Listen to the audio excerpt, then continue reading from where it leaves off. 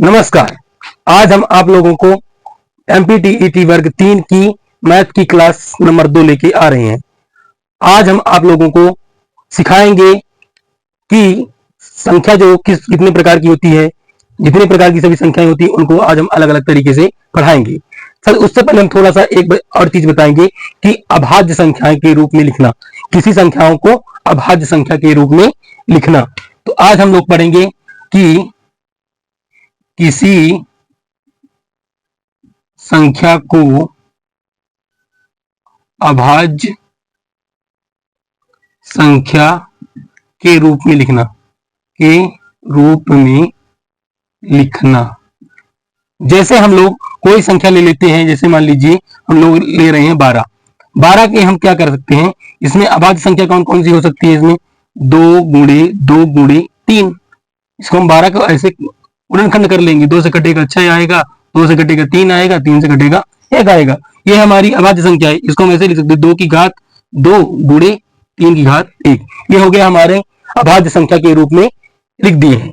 और अब चलेंगे, मान लो कोई दूसरी संख्या एक ले रहे हैं, जैसे मान लो कि हम ले रहे हैं 28 ले लेते हैं।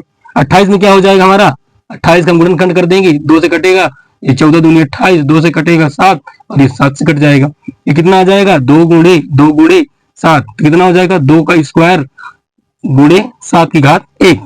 इसी प्रकार हम सभी संख्याओं का क्या निकाल लेंगे, अभाज्य गुणनखंड की संख्या के रूप में लिख सकते हैं। और हम आज अब चलेंगे संख्याओं का जो अलग अलग संख्याओं की जो प्रकार हैं उसको पढ़ेंगे। आज हम चलते हैं सबसे पहले संख्या के प्रकार में। संख्या का पहला प्रकार होता है प्राकृत संख्या। क्या होता है, प्राकृत संख्या। नंबर 1 है प्राकृत संख्या।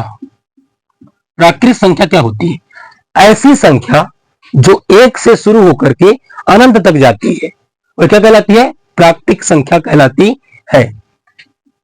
ऐसी संख्या जो 1 से प्रारंभ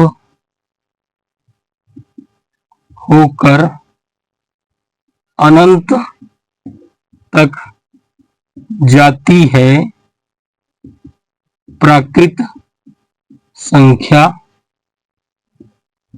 कहलाती है। जैसे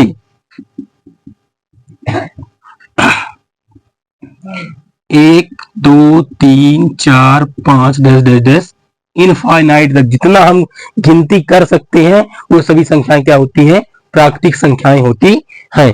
अब हम चलते हैं आज की दूसरी संख्या पर। दूसरी संख्या क्या है हमारी, पूर्ण संख्या। क्या होती है, पूर्ण संख्या। पूर्ण संख्या हम किसे कहते हैं, ऐसी संख्या जो 0 से प्रारंभ होती है और अनंत तक जाती है। पूर्ण संख्या, ऐसी संख्या जो 0 से प्रारंभ होकर के कहां तक जाती है, अनंत तक जाती है, क्या कहलाती है, पूर्ण संख्या कहलाती है। जैसे इसमें हम ले लेंगे 0 1 2 3 4 5 6 डैश इनफाइनाइट तक जितना कर सकते हैं सभी कहां तक जा सकती हैं, अनंत तक जा सकती हैं। इसमें केवल शून्य जुड़ जाता है तो क्या हो जाता है, बाकी सभी प्राकृतिक संख्या होती है, शून्य जुड़ जाएगा तो क्या कौन संख्या कहलाएगी, पूर्ण संख्या कहलाएगी। ये बताइए आप लोग कि क्या सभी प्राकृतिक संख्या पूर्ण संख्या होती है, नहीं, ऐसा नहीं होता, क्योंकि प्राकृतिक संख्या हमारी 1 से शुरू होती है, पूर्ण संख्या 0 से शुरू होती है, इसलिए सभी प्राकृतिक संख्या पूर्ण संख्या नहीं होती है। लेकिन पूर्ण संख्या सभी पूर्ण संख्या प्राकृतिक संख्या होती है, क्योंकि जो हमारी प्राकृतिक संख्या है 1 से शुरू होकर के कहां तक जाती है, अनंत तक जाती है। इन फैक्टरों को आप नोट करते चलिएगा अपने कॉपी में। और हम चलते हैं आज के तीसरे संख्या पर। तीसरी हमारी संख्या है पूर्णांक संख्या। कौन संख्या, पूर्णांक संख्या।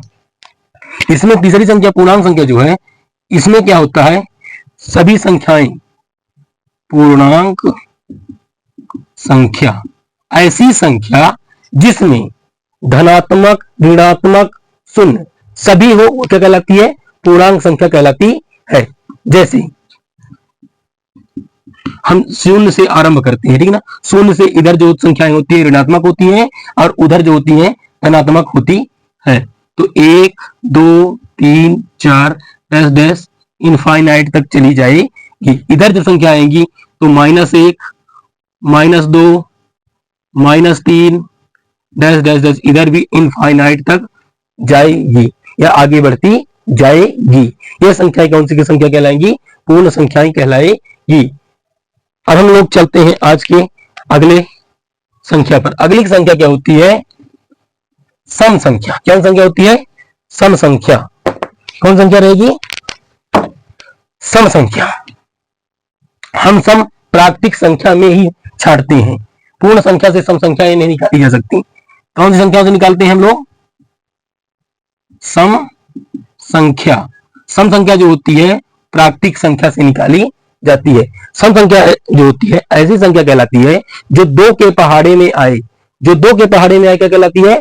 सम संख्या कहलाती है। जैसे 2, 4, 6, 8, 10, 12, 14, 16, 18, 20, 22, ये सभी संख्या डैश डैश अनंत तक ऐसे बढ़ती जाए, ये सभी संख्या क्या कहलाएंगी? सम संख्याएं कहलाएंगी। अब हम लोग चलेंगे इसी क्रम में। दूसरी एक संख्या होती है विषम संख्या। क्या होती है? विषम संख्या। ऐसी संख्या जो सम ना हो या कि दो के पहाड़े में ना आए तो क्या कहलाएगी? विषम संख्या कहलाती है। तो हम लोग जैसे 1, 3, 5, 7, 9, 11, 13, 15, 17, 19 डैश डैश अनंत तक जाएंगी। ये क्या हो गया? एक सम संख्या हो गई और दूसरी विषम संख्या हो गई। और अब हम लोग चलते हैं आज के और अगली क्रम में। अब अगली संख्या आएगी हमारी भाज्य संख्या और अभाज्य संख्या।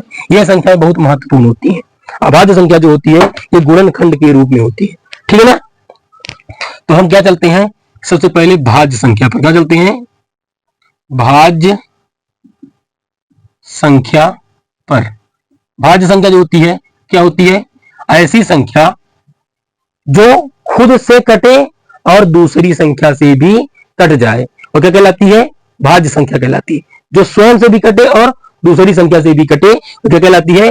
भाज्य संख्या कहलाती है। जैसे ना एक जो है, एक को न भाज्य मानते हैं ना अभाज्य मानते हैं। 2 अभाज्य कि 2 किसी के अलावा नहीं कटती।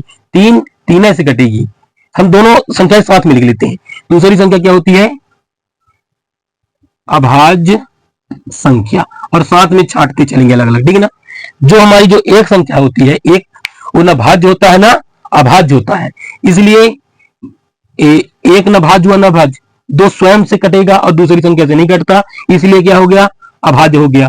3 भी स्वयं से कटता और किसी दूसरी संख्या से नहीं कटता है, ये भी क्या हो गया?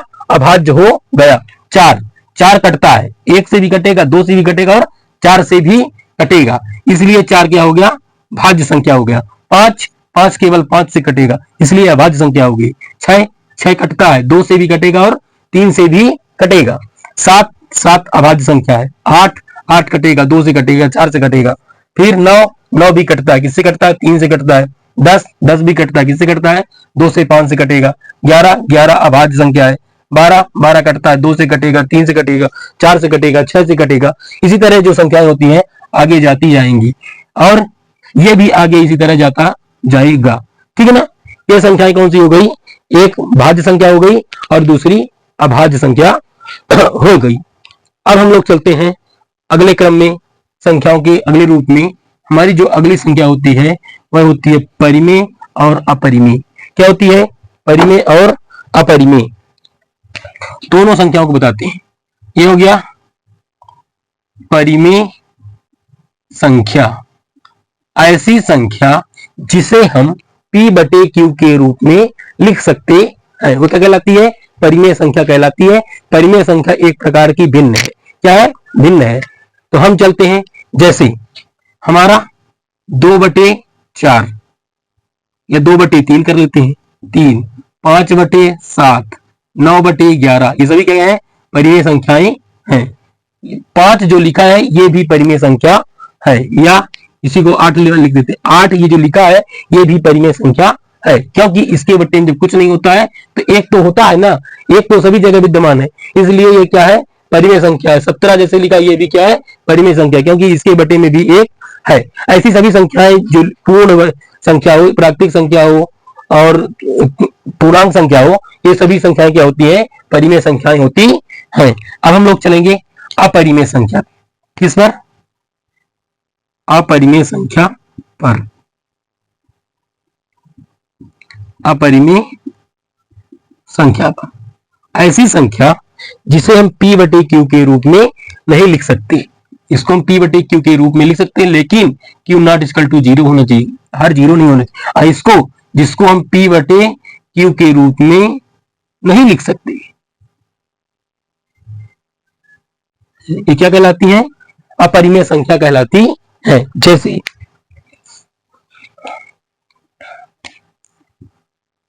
0.1 2 3 डॉट डॉट डॉट, अलग अलग जो संख्याएं जो होती हैं बार बार आए, वो क्या कहलाती हैं, अपरिमेय संख्या कहलाती है। या फिर इन्हीं के ऊपर क्या लग जाए, 3 3 3 के ऊपर जो ये बार लग जाता है, वो संख्या क्या होती है, अपरिमेय संख्या लगती है। जैसे 0.1 1 2 2 3 3 1 1 1 2 3 डैश डैश, ये संख्याएं जो होती हैं ये भी क्या होती है, अपरिमेय संख्याएं होती है। एक और संख्या है पाई, वो क्या होती है, ये भी अपरिमेय संख्या होती है। लेकिन पाई का मान क्या होता है, 22/7, तब भी ये संख्या कौन सी होती है, अपरिमेय संख्या होती है। अब इसके आगे हम आप लोगों को अगले क्लास में पढ़ाएंगे, संख्याओं के बाद इनके जो कुछ सवाल रहेंगे उसको हल करवाएंगे। ऐसे सवाल पढ़ने के लिए हमारे चैनल को समृद्धि इंस्टीट्यूट चैनल जो है उसको लाइक करें, कमेंट करें, सब्सक्राइब करें, और आप लोगों को बहुत जबरदस्त सवाल लाएंगे। आप लोग एमपीटीईटी वर्ग 3 में सिलेक्शन अवश्य पाएंगे। यही कामना करते हैं कि आप सब एमपीटीईटी वर्ग 3 में सिलेक्शन पा जाएं। इसी के साथ हम अपने इस सेशन को समाप्त करते हैं। जय हिंद, जय भारत। और अगली वीडियो का हमारा इंतजार करें, बहुत जल्द आएगी। धन्यवाद।